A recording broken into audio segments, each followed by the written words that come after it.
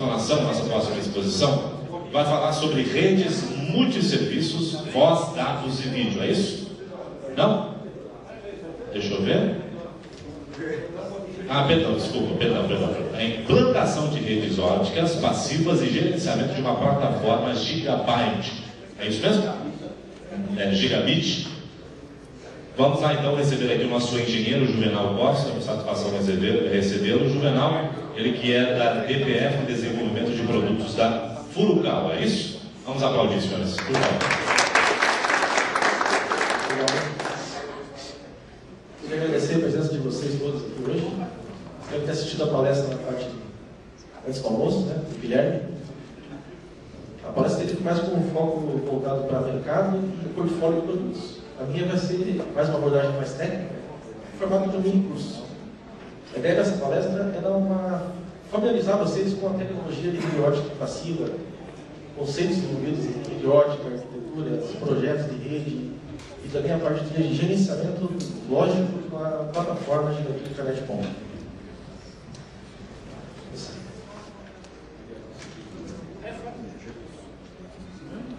Em termos de mercado mundial, fábrica de home hoje. Muita gente pensa que os mercados principais estão nos Estados Unidos, América do Norte e Europa. Mas, na verdade, a maior parte do mercado, em termos de taxa de penetração, em termos de usuários, está no mercado asiático, principalmente no Japão, Taiwan, Coreia do Sul e o mercado emergente da China também. Uma grande quantidade, evoluindo bastante em termos de tecnologia FTTH.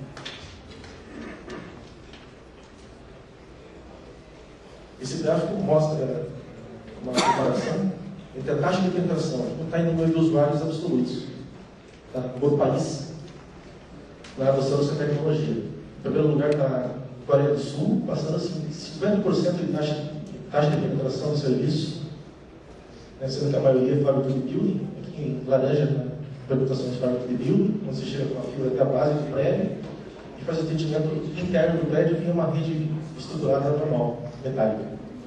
E aqui em azul, você tem atendimento de fábrica de home, você é fibra até a casa, realmente.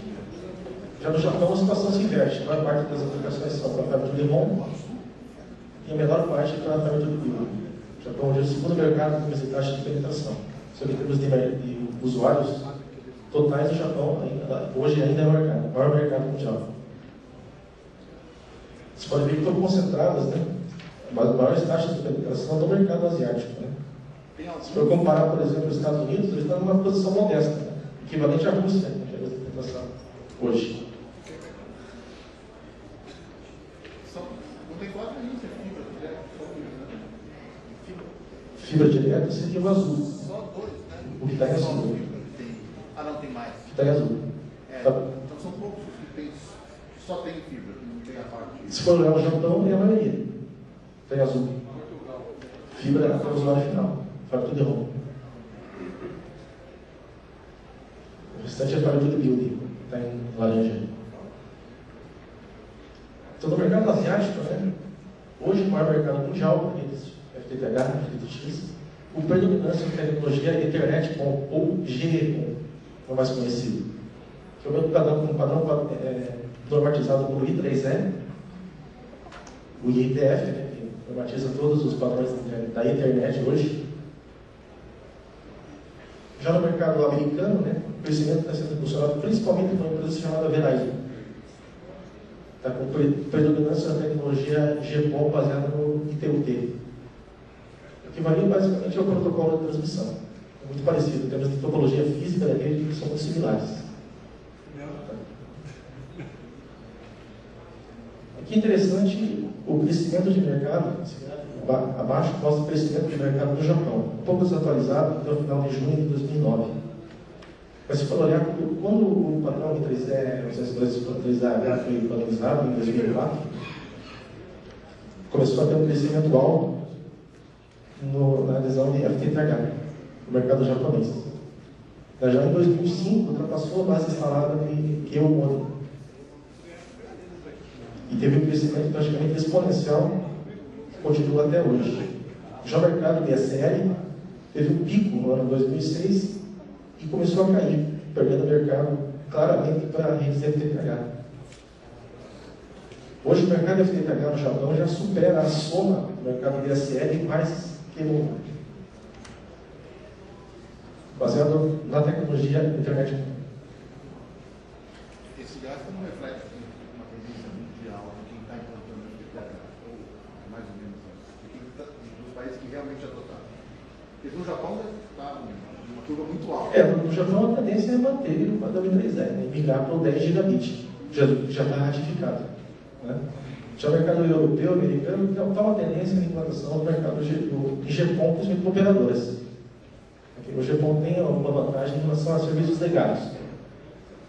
Transmissão TDM, interfaces TDM, mas já está muito parecido já as interfaces em relação ao protocolo WLAN. Muitas plataformas de GPON hoje não suportam mais TDM nativo.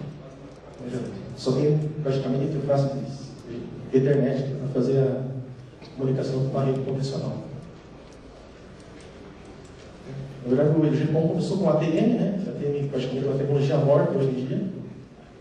O GPON teve a ideia de preservar o ATM, mas na verdade depois acabou desistindo da ideia. Criou outro protocolo de encapsulamento de frames de Ethernet dentro do protocolo PON. Cada vez essas duas redes estão convergindo em termos de tecnologia e capacidade de transmissão. Então, quais as principais razões para o provedor, um operador, implantar uma rede FTTH? Em primeiro lugar, maior confiabilidade da rede. As redes óticas não são afetadas, por exemplo, por surtos eletromagnéticos. É um material de elétron, então não tem influência de raio, interferências eletromagnéticas. Também não é afetado por condições climáticas, né, como chuvas intensas ou condições de visada que acontecem com o sistema de rádio, por exemplo.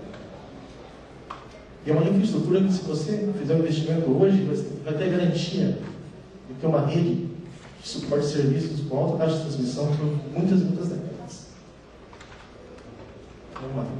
Pelo menos investimento em rede externa, na pior das hipóteses, você vai ter que fazer uma migração de equipamento para aumentar a taxa. Mas em relação à rede externa, dificilmente você vai ter que fazer alguma alteração na rede. Você vai ter uma maior largura de banda e qualidade de serviço. Isso é óbvio, né? Possibilidade de oferecer serviços com largura de banda simétrica, o que não acontece hoje com as redes DSL, nem com as redes TV a cabo. Né? Esse tipo de aplicação é muito importante, principalmente para usuários para aplicações peer-to-peer, né? De alimentação de computadores e também para o mercado corporativo, que geralmente exige uma largura de banda simétrica. Um ponto importantíssimo, que é a maior facilidade e também menores custos de operação e manutenção. Uma vez que você não tem nenhum equipamento ativo na rede externa, o teu custo de manutenção do OPEX da rede cai drasticamente. Muito importante compensar só no investimento inicial. Você projetar um investimento a longo prazo. Outra coisa é a possibilidade de agregar qualquer tipo de serviço, né, de alto valor agregado, como telefonia IP, IPTV, sistemas de monitoração, atendimento a empresas, órgãos públicos, utilizando uma infraestrutura única, centralizada. Outro ponto importante para vocês atentarem também é a concorrência crescente e futura com as teles. Apesar de elas não serem muito ágeis, cedo ou tarde elas vão migrar essa tecnologia também.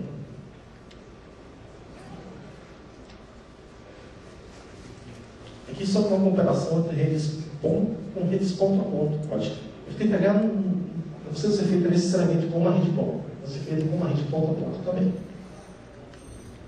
Qual o problema de implantar uma rede ponto a ponto em larga escala? Por uma rede ponto a ponto, você precisa de cada transceiver na central, você vai ter que ter um transceiver do lado do usuário. Ou pelo menos uma fibra dedicada para o usuário. No caso de você fazer uma agregação, por exemplo, ter um switch na rede externa, que cria problemas de manutenção e operação, você também vai ter uma quantidade muito maior de transceivers. Apesar de você otimizar a quantidade de fibras, a quantidade de transceivers continua sendo alta. Você vai ter um transceiver para ligar até o switch principal, por exemplo, gigabit, e uma porta de transceiver para dedicar ao usuário a partir da rede externa. Já na rede PON, não existe equipamento ativo na rede externa. Então, basicamente, um transceiver atende múltiplos assinantes, até 64 usuários, hoje em dia. Então, comparativo, a rede ponto a ponto tem uma quantidade maior de fibras, necessariamente uma rede com uma quantidade menor. Só que, por outro lado, você tem um custo adicional que é relativo aos splitters, que não existe numa rede ponta a ponta.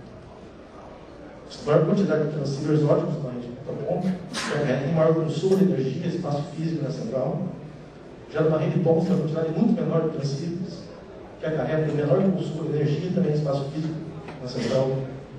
Equipamentos. A rede ponta a ponta, ela utiliza transceivers óticos em potência mais baixa, uma vez que não tem perdas de splitters na rede, né? Já uma rede PON necessita de transceivers óticos de alta potência, devido principalmente a compensar a perda dos splitters, que são divisores óticos, basicamente. A rede ponta a ponta, nesse ponto, é uma vantagem, né? Tem uma largura de banda dedicada, enquanto a rede ponta tem uma largura de banda compartilhada. Que não chega a ser um grande problema, já que hoje o gargalo maior está no backbone. Normalmente está no link de backbone na internet. Numa rede ponta a ponta, né, se você for fazer uma economia em termos de infraestrutura física de fibra, você vai ter pontos de concentração ativos, que existe energia, climatização e manutenção. Já numa rede ponta, você não tem esse tipo de custo. Os pontos de concentração são todos passivos, que acarretam menores custos de manutenção. Quando você fala uma rede pequena, aparentemente não tem muita diferença. Né? Você fala uma rede ponta a ponta com uma rede ponta. Quando você compara uma rede com milhares de usuários, 16 mil assinantes, a diferença se torna absurda. Se for ver na a quantidade de fibras necessárias para atender esses assinantes. Isso considerando uma razão de divisão para 32. Poderia chegar até 1 para 64. Então, 500 fibras numa rede ponta, 32 mil fibras numa rede ponta a ponta. Imagina a infraestrutura que isso arreta uma central de assinante. Quantidade de racks, 3 racks por aparelho. Ocupação de espaço físico na central. 10 vezes maior que uma rede ponta a ponta. Consumo de energia, de 15 vezes mais na rede ponta a ponta. Então, quanto maior a rede, mais maior a tua vantagem de implementar uma tecnologia de rede ótica passiva. Essas são as características principais do protocolo Ethernet PON, né? Ele usa o comprimento de onda downstream de transmissão da central para assinante de 1490 nanômetros e para a subida utiliza o comprimento de onda de 1310 também. Isso vale também para o protocolo GPON para o ITU, utiliza exatamente os mesmos comprimentos de onda. Existe um serviço que não está na norma normatizada, mas também é possível oferecer essa rede para o serviço de vídeo. Eles chamam de vídeo overlay. O vídeo é NF, basicamente. O mesmo sistema de vídeo que é transmitido pela NET, pela Skype. É vídeo modulado em NF. Na verdade, é um serviço que não ocupa a tua banca de dados. Ele utiliza um comprimento de onda dedicado para fazer transmissão. Então, o Ethernet PON, características dele, tem 1 gigabit por segundo bidirecional, largura de banda compartilhada, tem base no protocolo Ethernet, com alcance máximo de 20 km, que é a mesma especificação do padrão ITU. E fibra ótica monomodo, padrão ITU G652, que é fibra monomodo padrão.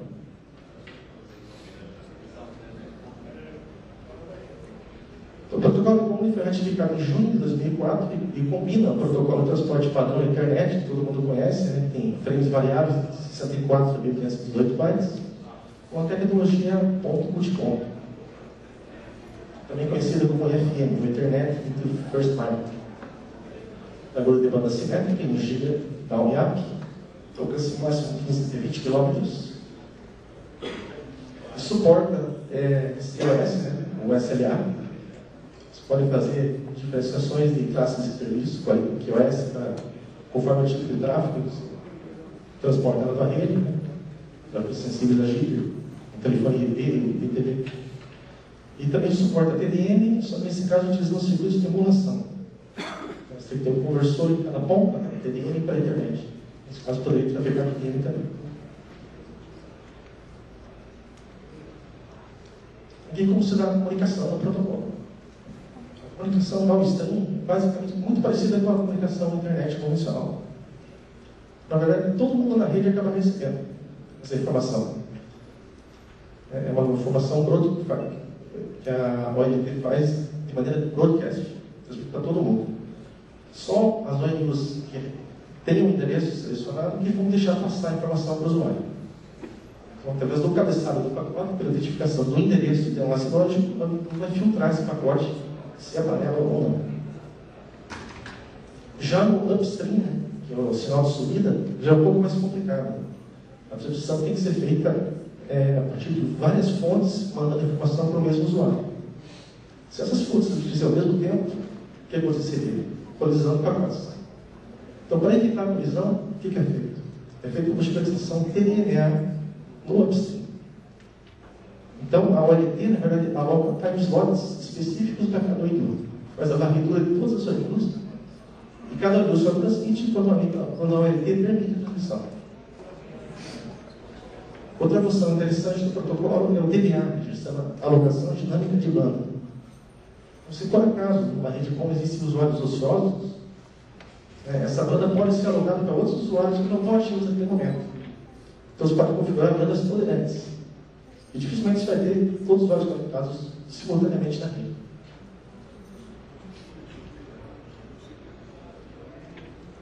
Esses são dois formatos de mensagem principais aqui do protocolo GPON. É o formato da mensagem de gate. Essa é a mensagem que a OLT manda para a ONU, autorizando a ONU a transmitir as informações. É o formato report. É a mensagem que a ONU recebe para mandar as informações que estão no buffer dela para a OLT. Naquele time slot específico que a OLT permitir.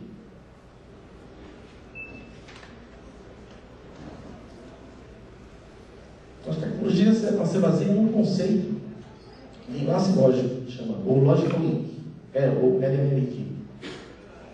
Então, no downstream, basicamente a transmissão é broadcast. Só vai passar ao ONU que tiver a informação de endereço reservado para ela. E no upstream, a transmissão é via TDMA. A gente chama esse protocolo de emulação de transmissão ponto-a-ponto. Então, na prática, isso conforma com eles. Se comporta como se fosse uma transmissão ponto a ponto. Então, todo o controle das filas de transmissão de cada ONU, quer dizer, cada ONU pode ter várias filas de transmissão, uma para cada serviço. Cada fila de transmissão se pode alocar tamanho e prioridade, independente para cada fila. Toda a inteligência do sistema, na verdade, está centralizada na OLT. Ela faz o gerenciamento de toda a transmissão. Essa alocação é dinâmica? Essa alocação é dinâmica. O protocolo pode diminuir a alocação? Pode aumentar ou pode diminuir, dependendo de ter ou não. Inclusive, trabalha com links de prioridade. Prioridades mais altas, você vai ter uma latência menor. Vai todos os algoritmos de prioridade alta antes, e depois uma parte dos algoritmos de prioridade mais baixa. Então, você garante uma latência. Você tem uma banda garantida através da configuração do SLA. Da mesma forma, você pode fazer a concatenação de vários enlaces lógicos no mesmo intervalo de transmissão, no mesmo time slot. Se não tiver várias filas para transmitir ao mesmo tempo, uma relativa a cada serviço, você pode concatenar essas filas para transmitir upstream, a subida do sinal, simultaneamente no mesmo time slot.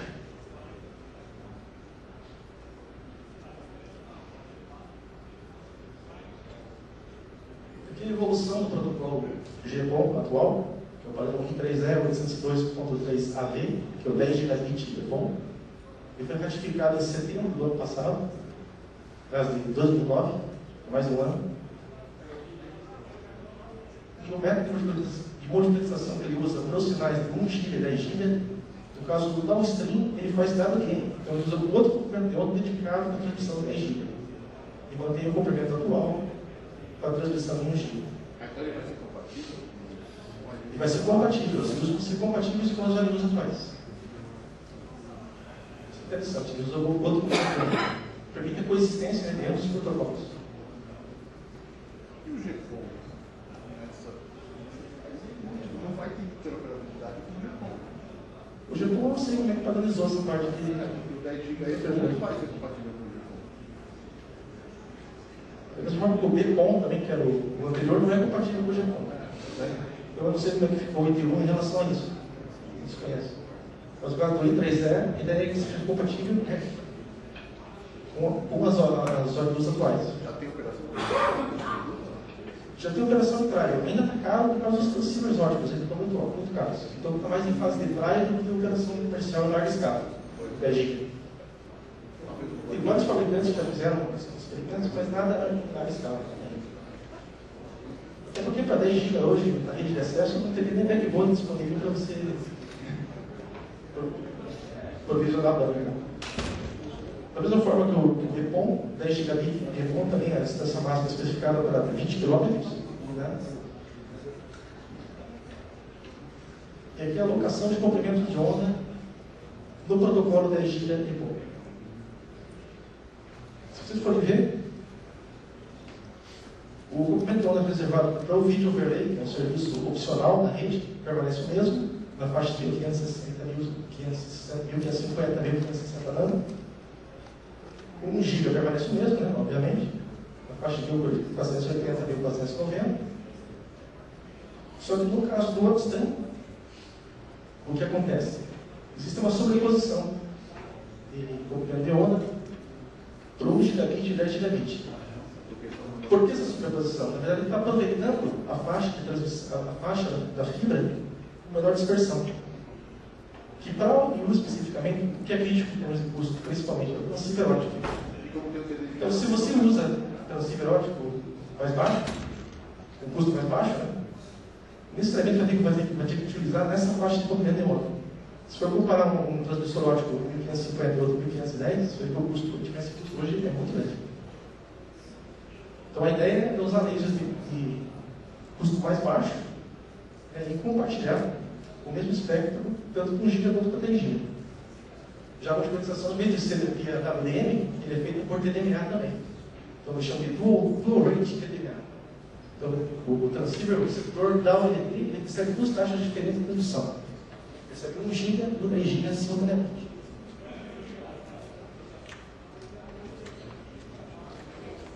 Aqui dá para ter uma ideia melhor como funciona o protocolo. Então, você pode ter coexistindo numa rede 10 GB, uma ONU simétrica com 10 GB up-down, assimétrica com 10 GB down e 1 GB up, ou uma ONU atual, vamos dizer, 1 GB up-down. O sinal 10 GB que vem no upstream, no downstream, ele é filtrado por cada ONU a partir de um filtro de comprimento de onda. Então, cada ONU vai receber informação downstream referente ao seu protocolo. E já no upstream, né, o receptor ele permite duas taxas distintas de transmissão, uma para 10 GB e uma para 1 GB. Então os time slots não se sobrepõem.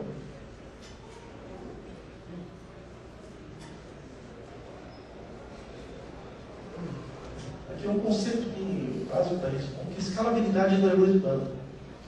Vamos supor que você quer projetar uma rede hoje que suporte 1 GB para cada 74 usuários. Futuramente a tua demanda cresce, em termos de banda. É uma forma de você fazer o planejamento dessa evolução de banda sem ter que trocar os equipamentos que você tem hoje. Seria, por exemplo, em vez de você utilizar a topologia que está em cima, seria uma interface de OLT, um splitter 1:4 na rede externa e 1:16 para atendimento ao assinante, você usaria um splitter 1:4 na central, uma maior quantidade de fibras, 4 fibras dentro da central, até os splitters 1:16 para o assinante. Dessa forma, se no futuro a largura de banda aumentar, basta você substituir o splitter 1:4 por um splitter 1:2, por exemplo, e usar duas interfaces de OLT. Você duplicaria a tua banda.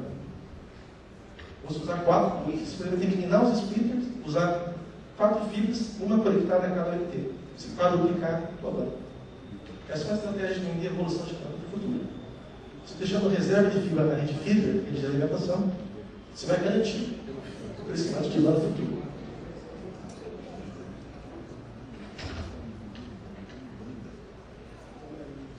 A partir da arquitetura de redes também, diagrama genérico.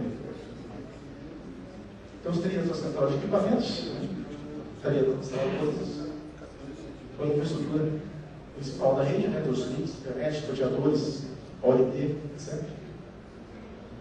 Até atingir o primeiro nível, a primeira caixa de emenda, que seria a rede feeder, rede de alimentação, que a gente chama, que está em azul. Seria o primeiro nível de divisão da rede. A partir desse primeiro nível de divisão para frente, Em vermelho seria a rede de distribuição. E em laranja seria a rede de terminação ou a rede drop, a rede que vai atender os usuários finais.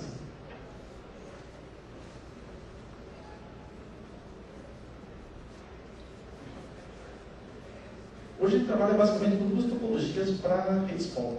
Chama-se splitter distribuído e convergência local, ou concentração de splitters. Essa é a topologia mais comum, são os splitters distribuídos. Você tem dois pontos na rede, geralmente na rede externa, que se faz a divisão do sinal em cascata. Então você tem o primeiro nível de splitter, que está numa caixa também na redistribuição, e um segundo nível de splitter, que estaria na caixa de terminal oscilante. A principal vantagem dessa tecnologia é o custo inicial de implantação, que é mais baixo, principalmente em função da formação dos cabos.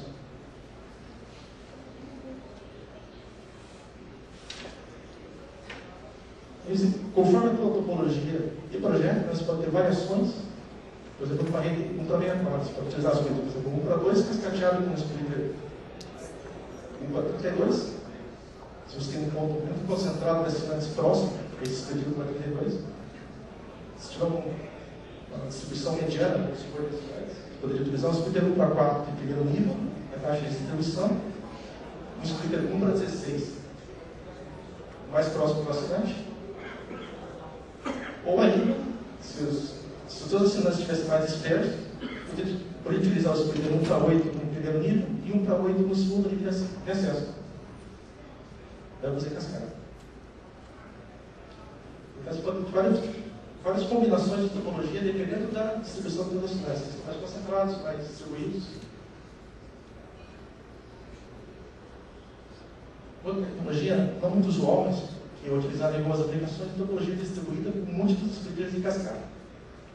Nesse caso, os assinantes são distribuídos ao longo de uma única rota ótica. E os splitters desbalanceados, ou seja, splitters que têm atenuação diferente de uma porta para outra. Você tem uma alta atenuação em uma porta e baixa atenuação em outra. Você pode cascatear a partir da OLT dezenas de splitters, utilizando uma única fibra. Com a porta de alta atenuação, você tenderia para o ponto de acesso, e com a porta de baixa atenuação, você continuaria para a divisão posterior do sinal. Essa complicação pode ser utilizada, por exemplo, em rotas contínuas ou rodovias, para atender vários pontos de acesso através de uma única fibra, dentro do range de 20 km, que é a limitação do protocolo. A grande vantagem dessa tecnologia é que isso usa cabos de baixíssima formação.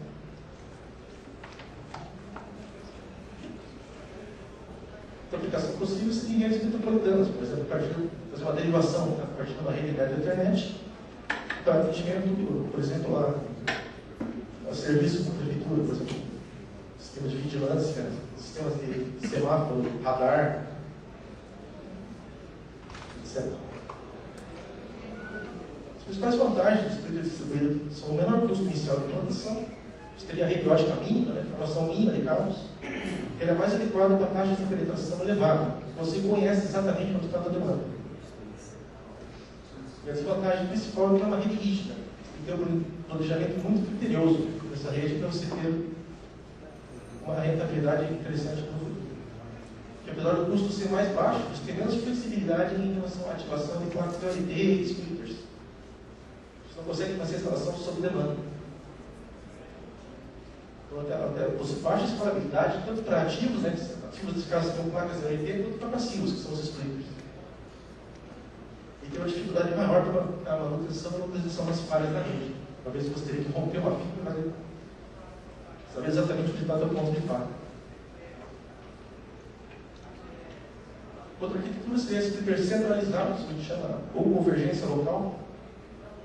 Nesse caso, é um pouco diferente. Você tem um cabo troncal, da mesma forma, que chega até um ponto de distribuição, que pode ser um armário ou pode ser uma caixa de dentro também. Mas normalmente é um armário coletorizado.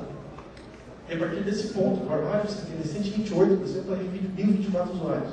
Então, valor mais ou menos padrão do mercado.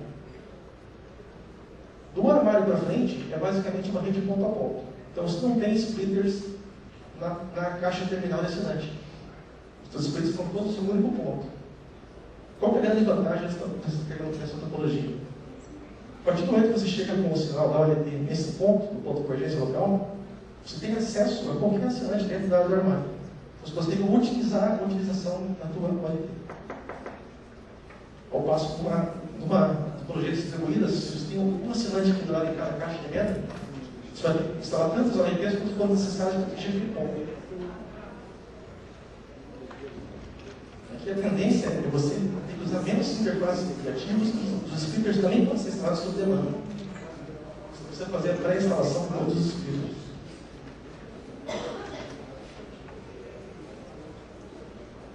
Então, a principal vantagem, né? Você tem uma fibra dedicada para cada assinante a partir do ponto de convergência local, pode ser um armário ou uma caixa de renda. Sua escalabilidade é bem melhor em relação a equipamentos e passivos, isso pode estratégias mais eficientes para o crescimento da rede. Mas ali não é para cá, porque não tem nada depois disso. A Torre Orbital é um projeto do YouTube, é um condomínio de terreno, uma característica de crescimento muito lento. Então a gente optou por essa topologia justamente pela flexibilidade de fazer o roteamento da fibra a qualquer ponto da rede.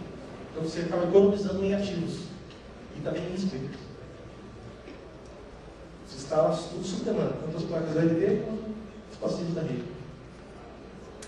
As vantagens seriam pontos adicionais para realizar ativação, remoção e manejamento de assinantes, que seriam os próprios armários. Né? E maior quantidade de fibras a partir do armário. E daí uma rede, basicamente, fisicamente, seria uma rede ponta a ponta. Nesse caso, o custo inicial e final da rede tende a ser maior. Só que, por outro lado, ao longo do tempo, se o crescimento da demanda for lento ou disperso, acaba sendo vantajoso em relação à topologia distribuída. Então, cada caso, cada projeto tem que ser analisado em relação ao desembolso, né, ao longo do tempo. Não só em relação à implantação inicial, custo de implantação inicial.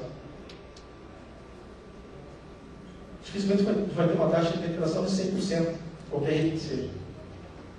Então, a tendência é uma taxa de penetração baixa, é que a rede distribuída acaba sendo vantajosa. Vantajosa porque você vai utilizar menos ativos e menos scripts na rede.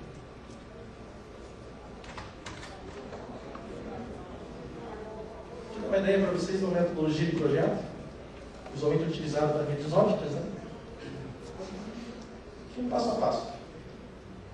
A primeira condição é você segmentar a tua rede em 3 grandes blocos. Você tem a tua central, a tua rede externa, o ADN, né? Então os scripts, as caixas de dentro, os NACs, e a rede de terminação, que são os seus clientes.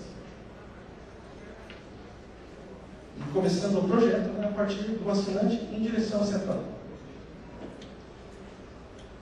Então, a documentação básica do projeto. O projeto básico ou preliminar, o projeto proposta orçamentária. Esse tipo de projeto é o que eu costumo fazer, usualmente com provedores de internet. Então, basicamente, o pessoal passa uma planta para a gente, o Google Maps, a planta do projeto, a gente consegue fazer, a partir dos dados básicos, né, sem detalhamento, uma proposta orçamentária, para o provedor ter uma ideia exatamente do que tipo de material que a gente utiliza na rede. Já o projeto executivo é o que o cara não faz. Mas está todo o suporte para identificar também empresas que fazem. Essa DILT seria a documentação final da operação do sistema, após a implantação da rede. Seria como a rede está instalada. Isso seria uma documentação mais da etapa posterior à implantação. Seria folhas de teste, de ativação, a localização exata da nossa caixa de demanda, folhas de fibra, etc. Aqui a gente vai dar uma ideia do projeto básico. Como funciona. Então, tem que definir os subsistemas e componentes da tua rede, né? Rede de terminação, que tipo de cabo drop você vai usar, rede aérea, subterrânea, quais elementos de terminação você vai usar, tipo de caixa de dentro, os elementos da rede de acesso, que são os cabos de distribuição, se a distribuição vai ser feita com armário de distribuição, vai ser feita com caixas de venda mesmo.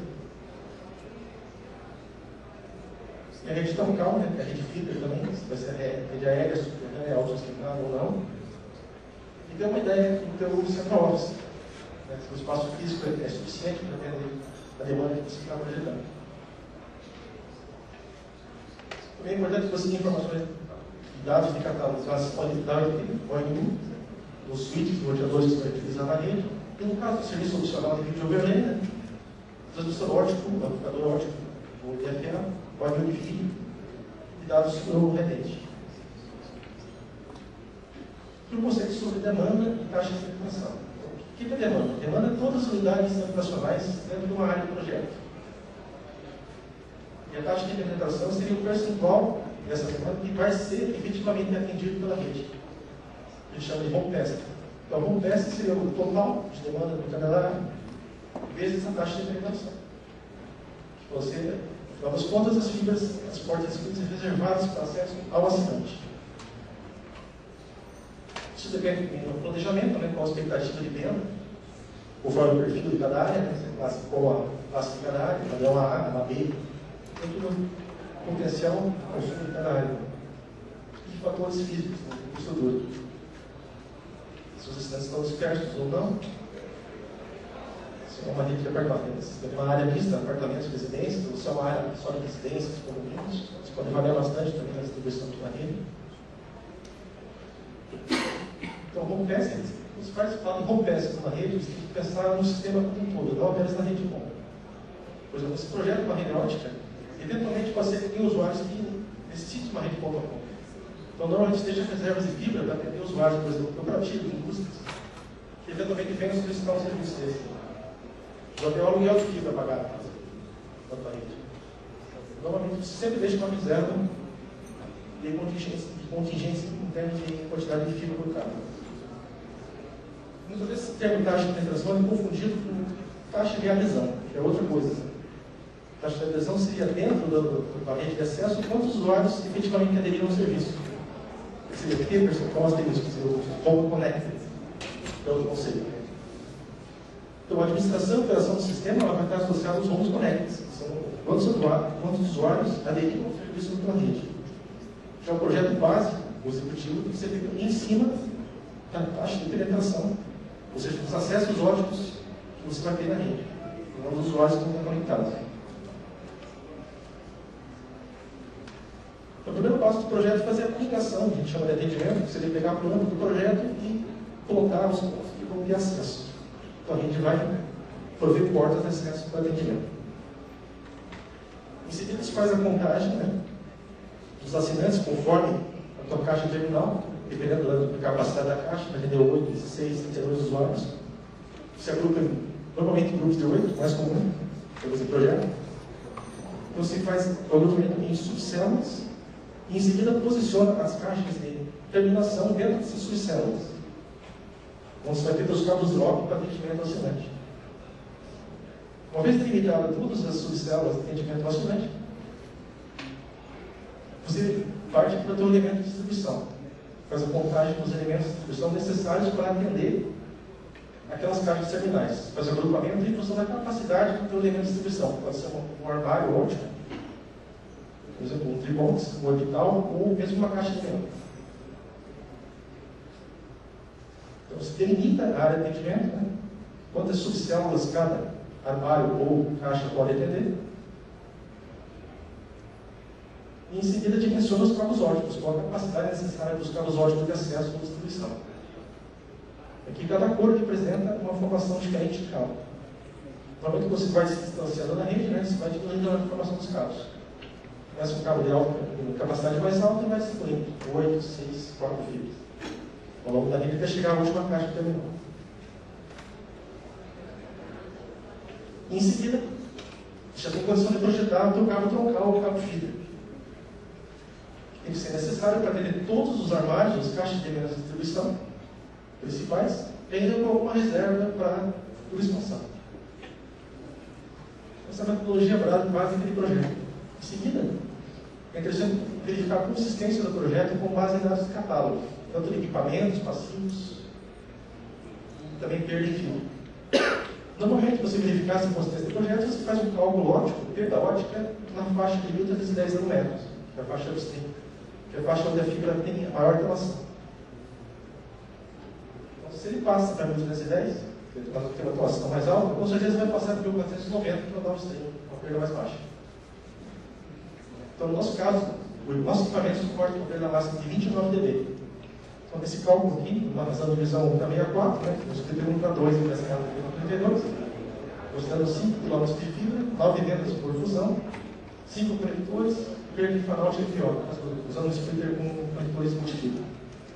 Tem uma perda total de 25,8 dB. Então, está dentro da especificação do projeto, seria 29 dB. É sempre interessante utilizar valores máximos de carbono para se garantir uma margem sistêmica.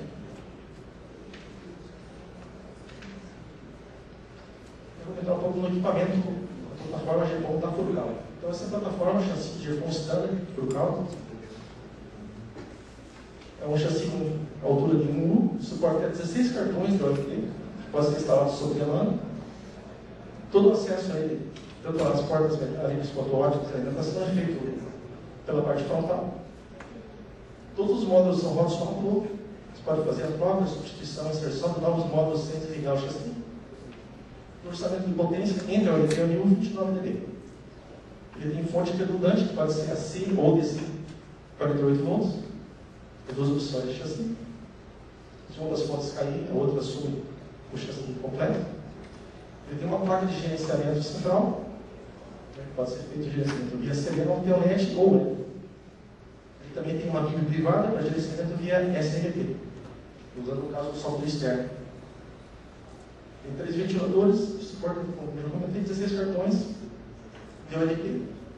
Até 64 IUs por cartão. Então, capacidade total do chassi é 1024 acessos, ou 1024 CPS, né? No terminal desse nome. O cartão de OLT ele tem uma porta ótica, SCO-PC, e uma porta J45. Suporta a velocidade, um Chile, transmissão 490 e recepção 210, que é a potência que sai da ONU. Essa ONU standard também tem uma porta ótica SCO-PC e 2 portas metálicas. 2 portas de internet, uma gigabit de internet e outra fast. Tem 2 modelos de ânimo, um para 10 km e outro para 20 km. São exatamente o mesmo produto, o que muda basicamente é o transceiver. O tipo de laser que você utiliza para transmissão no canal de retorno. Com 10 km você utiliza um laser de tecnologia um pouco mais barata, chama FP, Fabric Errou, e a 20 km você utiliza um laser de tecnologia mais sofisticada, que é o DFB. A alimentação através do adaptador ACDC, full range, né? 100 240 volts. Tem métodos indicativos de conexão em enlace, conexão de atividades das portas, alimentação e ativação dos equipes lógicos individuais. O que é interessante desse produto é que, mesmo a porta física, metálica, você pode ter vários serviços navegando ao mesmo tempo. Talvez aquele conceito tenha enlace lógico. Então, na porta giga, você pode ter até, por exemplo, na ONU, com todos, suporta 8 link lógicos, que podem ser distribuídos entre as 2 portas. Você pode, por exemplo, ter 4 serviços trafegando numa porta e 4 serviços trafegando em outra. Cada um com uma configuração independente. Fonte de VLAN, bagulho de banda, autoridade.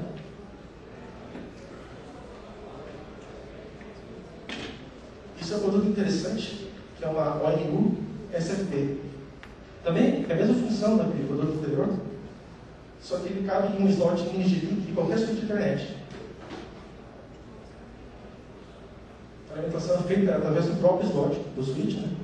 Tem uma única porta também SC-UPC, com taxa de transmissão 1 GB full duplex. Da mesma forma que a outra linha também suporta 8 bits lógicos. Tem LEDs para conexão de enlace e conexão de atividade de tráfego nas portas SFP. Esse é um produto diferenciado, que foi o qual tem vendido bem.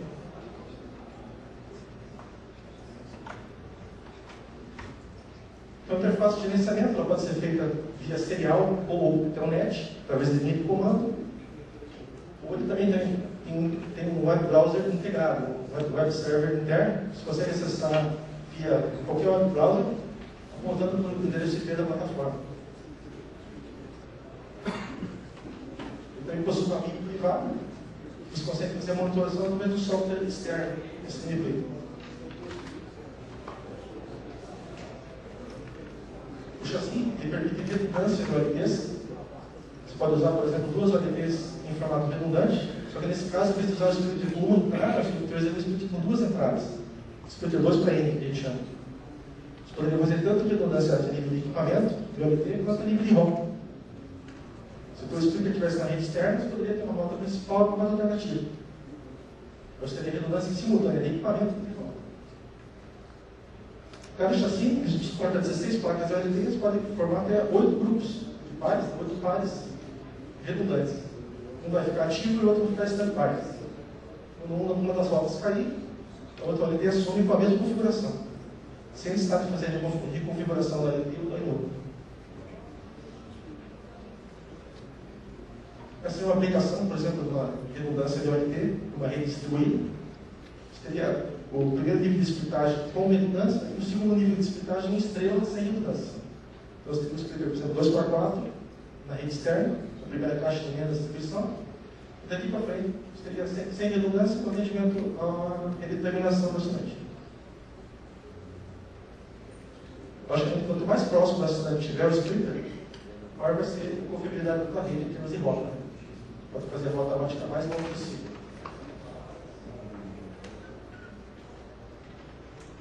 A parte de provisionamento da ONU é bastante simples. Uma vez conectada a ONU no sistema, ela já vai aparecer, só que ela não vai estar trafegando. Então é necessário de fazer a autorização individual de cada ONT, pode ser feita individualmente ou por bloco. Tem o provisionamento das funções, tipo VLAN, multicast, gerência de banda. Ela pode ser feita manualmente, se acessa cada menu individualmente, ou tem um provisionamento simplificado, Provision Wizard, que vai guiando você por todos os menus de configuração necessários para a configuração da ONU. Desde a configuração de filas, quantos enlaces lógicos vai ter em cada porta, qual modo de VLAN você vai configurar para cada link lógico, individualmente, associar cada link a cada porta, e assim vai. Você pode fazer o gerenciamento de endereços MAC. Cada placa da LT suporta até 4K de endereços MAC. Transforma no switch, né? Também tem a limitação de endereços MAC com ONU. Então você pode limitar o número de PCs conectados, por exemplo, ao ONU. Na verdade, a atualização ou não dessa tabela MAC vai depender do modo bridge. O modo de você vai estar usando na tua rede. Os modos bridge, nós utilizamos uma tabela MAC. Outros simplesmente utilizam o VLAN para direcionamento de tráfego. Então depende da configuração padrão. Tem opções de MAC overflow ou overwrite. Ou seja, ele pode gerar um alarme quando der overflow na tabela. Pode sobrescrever o endereço mais antigo, se por acaso der ultrapassar o limite de 4K endereços. Da mesma forma que um switch gerenciável, também tem, você pode configurar o age limit, né, que é o tempo que o MAC fica armazenado na tabela. E aqui é a parte de configuração de VLANs. Veja que tem bastante opção. São 13 modos de opção disponíveis para a configuração de VLAN no equipamento. Desde o Simple Bridge, que é uma configuração similar ao Switch Book, não gerenciável, sem VLAN. VLAN dedicado, Double VLAN, ou QNQ, se encapsula uma VLAN dentro da outra. VLAN compartilhado, você pode ter vários ONUs compartilhando uma mesma VLAN. Modo transparente, por exemplo, se tiver um switch gerenciado conectado à tua ONU, você pode pegar uma porta trunk da ONU e fazer a distribuição a partir do switch. Isso é uma aplicação de build, por exemplo. Ele tem um switch pendurado na ONU, fazendo VLAN transparente. Você também tem modos de priorização e remapeamento de prioridade, tanto o single quanto o double VLAN. Modos dedicados e modos compartilhados. Pode ser double tag também. Logicamente, a configuração da ONU, cada link lógico tem que estar casada com a configuração do switch dos fatores de concentração. Então, logicamente, se você não usar o modo Simple Bridge, você vai ter que configurar o seu switch com uma porta trunk associada àquela VLAN. Ou uma porta QNQ, no caso, uma double VLAN. Então, a configuração tem que ser feita simultaneamente no switch e na ONU. Transparente VLAN é diferente do Simple Bridge, né? Você tem um modo transparente VLAN e tem o Simple Bridge. Simple Bridge é sem VLAN nenhum. Como se fosse um switch não gerenciado. Não tem tag em lugar nenhum. Mas ele vai deixar passar os frames tagueados, se vier. Pode passar ou não. Você pode fazer isso pela gerência. Evitar ou não a passagem do frame tagueado. Pode ser bloqueado. Todos os modos que não são Simple Bridge, eles pressupõem que a porta que vai estar conectada no switch vai ser uma porta tagueada, uma porta tag. Tá? A diferença, por exemplo, o dedicado e o shared, do ponto de vista da ONU, os pacotes são não tagueados. É como se estivesse conectado diretamente no PC. Então, os modos transparentes, resume, por exemplo, vai ter um elemento que vai taguear o pacote. Vai ter um switch externo ao ONU. Então, para o usuário normal, os modos mais utilizados seria o shared VLAN e o dedicated. Normalmente, o usuário não vai ter o elemento para taguear o pacote. E fazer isso seria o provedor colocando um switch adicional na rede. Então, o modo default, o Simple Bridge, tanto por link lógico 0 quanto por link lógico 1. Isso tem configuração de largura de banda disponível para cada link lógico independente. Você pode configurar uma largura de banda específica com prioridade alta, média ou baixa. A prioridade alta seria o equivalente à banda garantida. Você tem a banda mínima igual a banda máxima.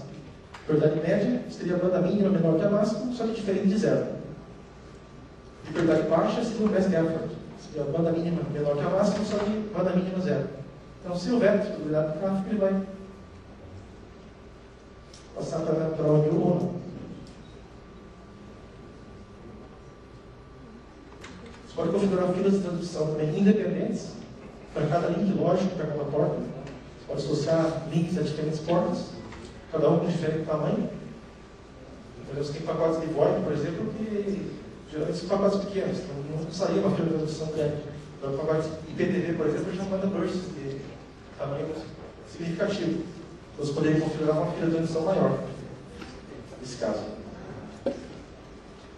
Você tem regras de filtragem, por exemplo, tipo uma ACL, você pode bloquear tráfegos conforme informações atravessadas ou internet. Você pode bloquear tráfego específico, determinado endereço MAC, destino, MAC fonte, destino, IP fonte, ou um protocolo específico, DP, ou ainda o campo TOS, ou POS. Todos os campos do cabeçalho IP poderiam ser acessados para fazer regras de filtragem ou regras de classificação. L2 também, né? L2 também, L2, L3 e L4. Você pode chegar até o nível de porta IP. L4. Então, a regra de filtragem é basicamente bloqueio de pacotes. A regra de classificação é a forma que encaminha o pacote para cada link lógico. Se você tem uma porta com mais de um link, por exemplo, você pode falar para ele: se o pacote chegar caminhado, você encaminha para o link 0. Se chegar sem ideia, encaminha para o link 1. Ou chegar com o TOS centrado para 5, encaminha para o link 2. O TOS centrado para 0, encaminha para o link 3. Você pode criar várias regras, qualquer campo do protocolo IP. Dessa forma, você faz o encaminhamento do pacote para cada link independente. Você classifica o link. Pode usar qualquer campo do protocolo, desde o LLMI, MAC destino, MAC fonte, o tag VLAN, IP destino, IP fonte, TOS, porta TCP, porta TP, tipo de protocolo. Funções específicas para tráfego podcast. Não é a OLT, ela faz GNP proxy. Ou seja, ela consegue filtrar os tráfegos de GNP que é direcionado para aquela específica, para aquela ponta específica, né? Para que todo o tráfego seja encaminhado para baixo. Ele tem ele faz configuração de banda também, mínima e máxima, específica para tráfego podcast. Pode provisionar grupos de podcast com bandas dedicadas.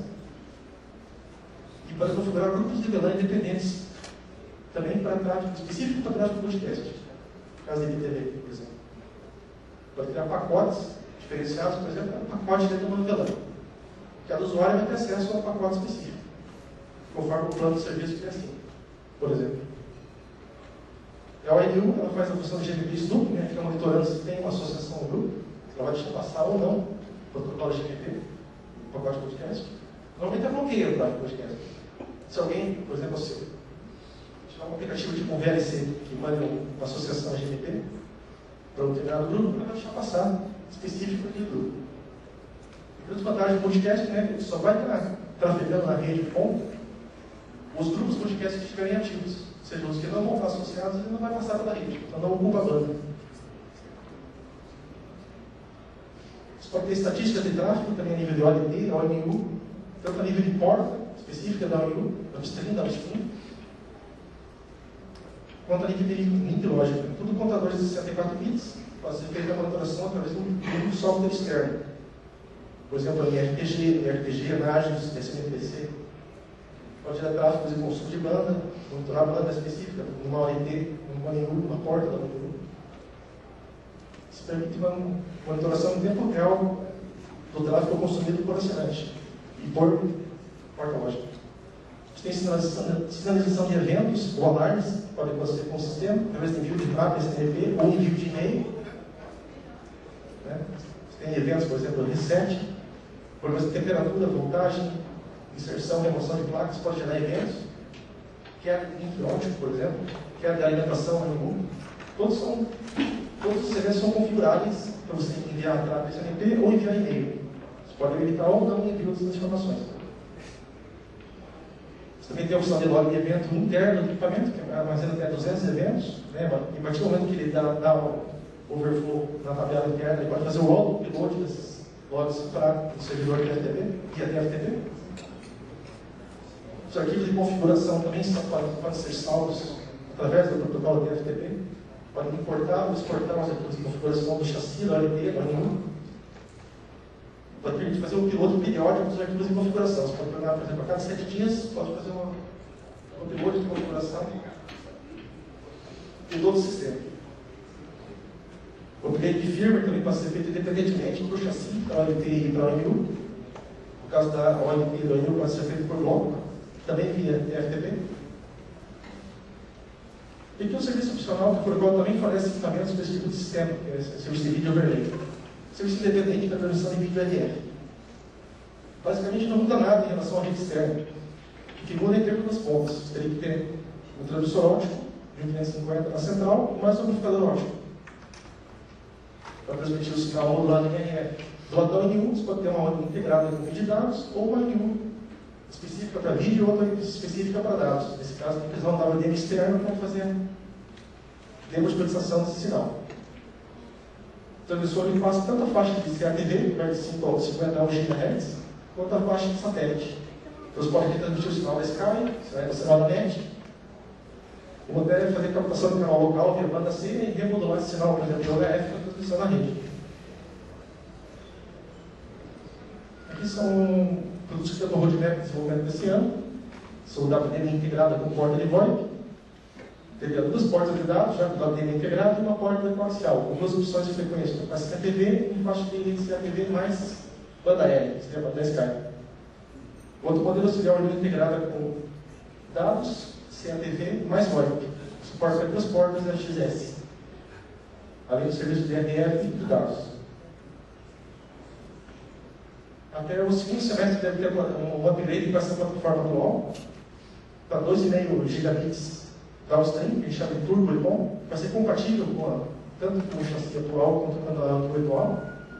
Basicamente vai mudar, vai ser a OLT, a interface ótica da central.